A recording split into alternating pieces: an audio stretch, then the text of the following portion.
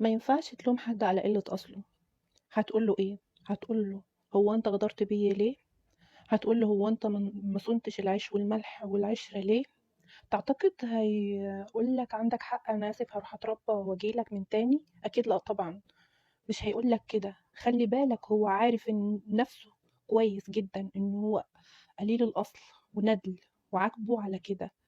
والمصيبة إن هو فاكر نفسه صح وبيلاقي لنفسه 100 مبرر وعذر.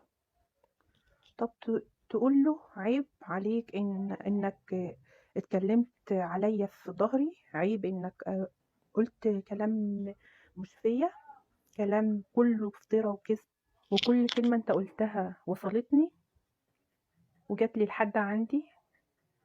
تعرف إنه لو وعملت